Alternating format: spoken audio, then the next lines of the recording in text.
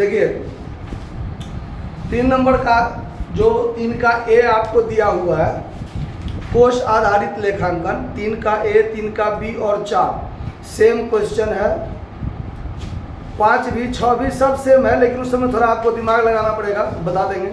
3 का ए, 3 का बी और 4 आप स्वयं बना लीजिएगा, एक ही बात पर तीनों बन जाएगा। ये जो कोष आधारित लेखांकन है ये क्या होता है उस पर ध्यान दीजिए कि एक गैर व्यापारिक संस्था जो जैसे क्लब होता है, जैसे स्पोर्ट क्लब होता है, चाहे मान लीजिए किसी भी प्रकार का प्राइज वितरण करने के लिए प्राइज फंड बनाते हैं। जैसे मान लीजिए हम एक टूर्नामेंट करवाते हैं, सुन लीजिए एग्जाम्पल 2 मिनट के लिए, एक हम टूर्नामेंट करवाते हैं। तो टूर्नामेंट करवाने के लिए हम लाभ कमाने के लिए तो टूर्नामेंट नहीं खुलवाते हैं, लेकिन टूर्नामेंट जब हम करवाते हैं तो बहुत सारे सदस्यों से चंदा भी मिलता है, कोई बाहरी व्यक्ति से दान भी मिलता है। चाहे हम खेल का आयोजन करवाए हैं उस पर हमारा टिकट का भी बिक्री से कुछ रुपया आता है ना। तो टूर्नामेंट पर हमको जितना आमदनी आया, जितना हमारा प्राप्ति आया या आमदनी आया, उस आमदनी में से जो खर्च हो गया वो तो ठीक है, खर्च हो गया चला गया। जो रुपया बच जाता है वो हमारे लिए क्या बन जाता है, फंड बन जाता है। क्या बन जाता है, फंड बन जाता है। उस बाकी रुपया को हम क्या करते हैं, तो कहीं ना कहीं हम ब्याज पर लगा देते हैं, कहीं इन्वेस्ट कर देते हैं, चाहे बैंक में जमा कर देते हैं, तो उस पर भी तो हमको ब्याज मिलता है। जैसे आपके गांव में मान लीजिए एक दुर्गा पूजा समिति होगा, मान के चलते हैं दुर्गा पूजा समिति है, तो दुर्गा पूजा समिति जब दुर्गा पूजा का समय आता है तो पूरे गांव में, पूरे समाज में चंदा इकट्ठा करता है कि नहीं करता है, चंदा इकट्ठा करता है। बाकी इधर से उधर से कोई विधायक या कोई इधर उधर से कोई नेता उता आ जाता है तो वो भी कुछ ना कुछ दान देके जाता है, देके जाता है। तो जितना चंदा जमा किया, जितना दान आया, वो सारा रुपया को एक जगह जोड़ लेता है। वो पूजा के आयोजन पर, मूर्ति बनाने से लेके, सजावट से लेके, प्रोग्राम से लेके सारा खर्च कर देने के बाद मान लीजिए कि टोटल आमदनी हमको 2 लाख रुपया चंदा जमा हुआ, सब कुछ मिला के 2 लाख आमदनी हुआ, और पूजा के आयोजन पर 1.5 लाख खर्च हो गया, सारा सब कुछ।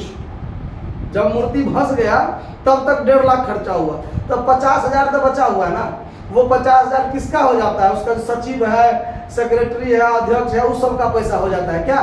नहीं, वो पैसा संस्था का रह जाता है। अब वो संस्था का जो 50,000 रह गया, वो संस्था क्या करेगी उस पैसा को? अगर मान लीजिए बक्सा में बंद करके कहीं रख देगा तो क्या वो रुपया 50,000 से 1 रुपया बढ़ेगा? नहीं बढ़ेगा। तो संस्था क्या करती है, बैंक में एक खाता खुलवा लेती है, उसमें वो पैसा जमा कर देती है, ताकि पूरे साल का अगर 10% भी ब्याज बढ़ेगा तो 50,000 का 10% 5,000 तो ब्याज बढ़ेगा, और हमारे 50,000 के फंड में 5,000 रुपया क्या हो जाएगा, बढ़ जाएगा। बढ़ेगा कि नहीं बढ़ेगा? तो इसलिए, या फिर किसी तीसरे पक्षकार को या किसी भी आदमी को ब्याज पर दे देता है कि 3 रुपया सैकड़ा मिलेगा तो और ज़्यादा मिलेगा, बहुत ज़्यादा मिल जाएगा। होता है कि नहीं होता है? तो ये क्या होता है, ये एक फंड आधारित लेखांकन होता है जिसमें फंड का चर्चा होता है। अगर संस्था पहली बार शुरू हुआ है, इसी साल शुरू हुआ है, तब तो 50,000 फंड बनेगा ना। जैसा अभी मैंने बताया है कि 2 लाख चंदा आया, 1.5 लाख खर्चा हुआ, तो 50,000 फंड बना। लेकिन अगर ये संस्था पिछले कई सालों से चलता रहा है तो साल के, जैसे इस साल का जब पूजा शुरू होगा तब पहले से 50,000 हमारे फंड में है, मान के चलते हैं, और इस साल पूरे चंदा में हमको 2 लाख रुपया फिर इस साल आया, तो 2.5 लाख रुपया हो गया। फंड को हम ब्याज पर लगा दिए थे तो 10,000 मान लीजिए ब्याजों से आ गया, तो 2,60,000 हो गया, फंड बढ़ा ना मेरा। और हम दुर्गा पूजा में इस बार बहुत भव्य व्यवस्था के साथ करवाए तो इस साल हमारा 2 लाख रुपया खर्चा हो गया, मान के चलते। फिर भी 60,000 तो हमको बचा कि नहीं बचा? अगर मान लीजिए हम 2.5 लाख खर्चा कर देंगे फिर भी 10,000 तो बचा, तो ये हमारा फंड फिर अगले साल के लिए बनेगा कि नहीं बनेगा? तो इसी टाइप से आपको इसमें कैलकुलेशन दिया रहेगा कि पहले से कुछ फंड था, फंड में कुछ मेरा आमदनी आया, और फिर उस आमदनी में से हमने कुछ खर्च किया। तो इसमें आपको, जैसे अभी हम आपको समझाने के लिए बताते हैं कि हमारे पास हम फंड की गणना करेंगे, कैलकुलेशन ऑफ फंड। जो भी फंड हो, यहाँ पर फंड का नाम tournament fund, sport fund, prize fund, medicine fund, जो भी फंड हो उससे कोई मतलब नहीं है। आप कैलकुलेशन कैसे कीजिएगा वो समझिए। जैसे आपका ओपनिंग फंड पहले से कितना है, आपका ओपनिंग फंड जो पहले से है वो रख लीजिएगा। उसके बाद इसमें आपको डोनेशन अगर मिला, डोनेशन फॉर फंड आपको मिला, उसके बाद आप सेल्स ऑफ टिकट, अगर आप टिकट भी बेचे हैं तो उससे भी आपको आमदनी होगा। किसी भी आयोजन से रिलेटेड राउंड फिगर में बात समझाते हैं जो हर किसी पर ये लागू हो सकता है।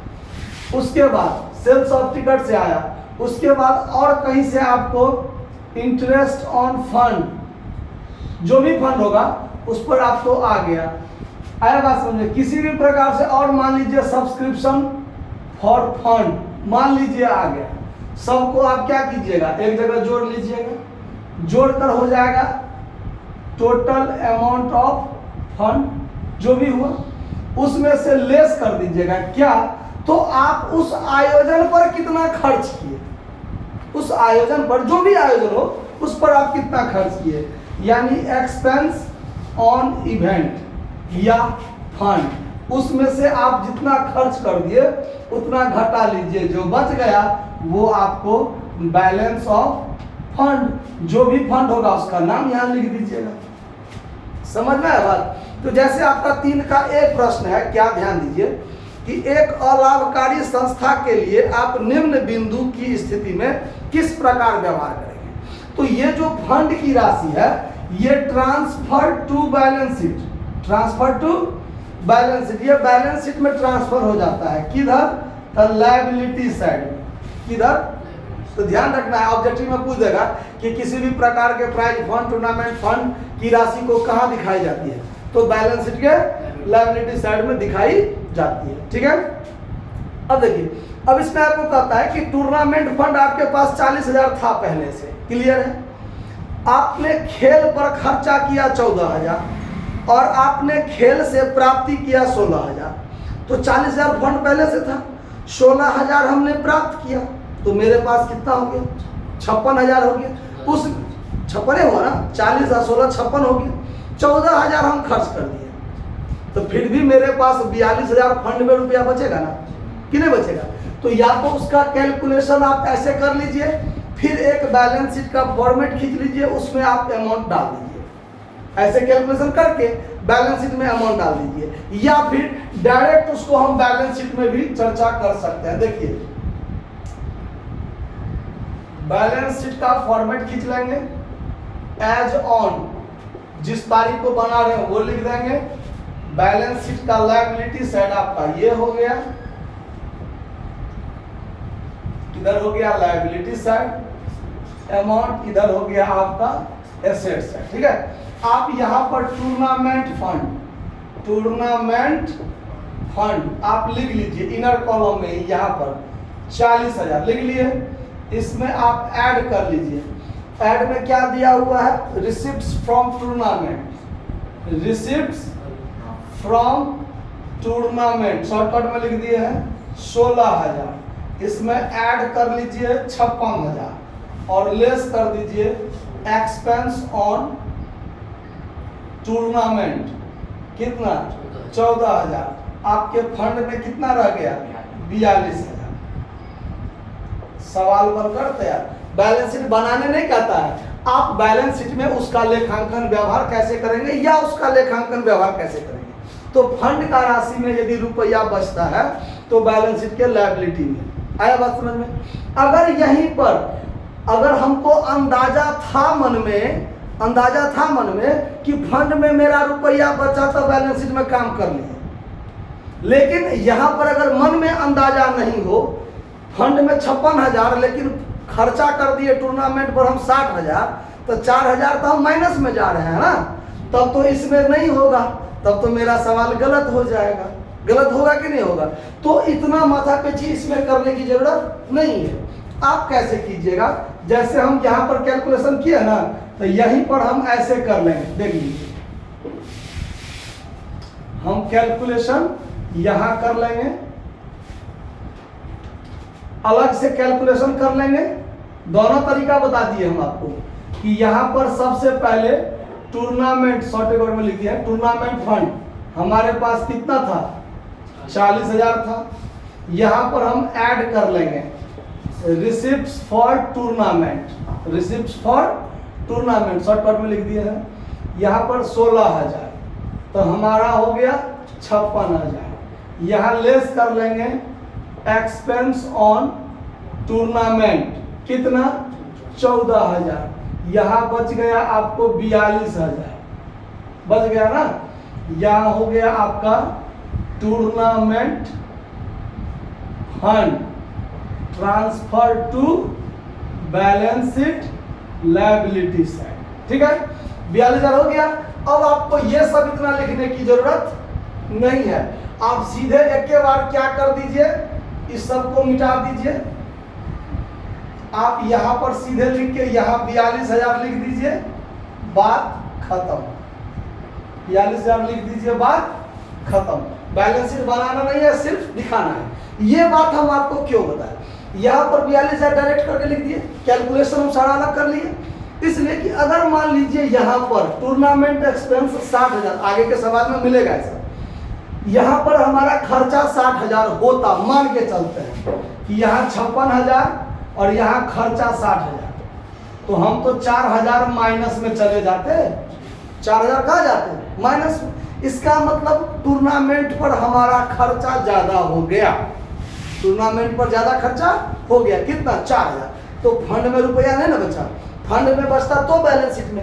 अगर मान लीजिए हमारा खर्चा हो गया तो क्या करेंगे, तो हम इनकम एंड एक्सपेंडिचर का फॉर्मेट खींचते और यहाँ डेबिट साइड में एक्सपेंडिचर लिखते हैं, यहाँ पर टूर्नामेंट एक्सपेंस लिख के 4,000 लिख के छोड़ देते, सवाल बन गया।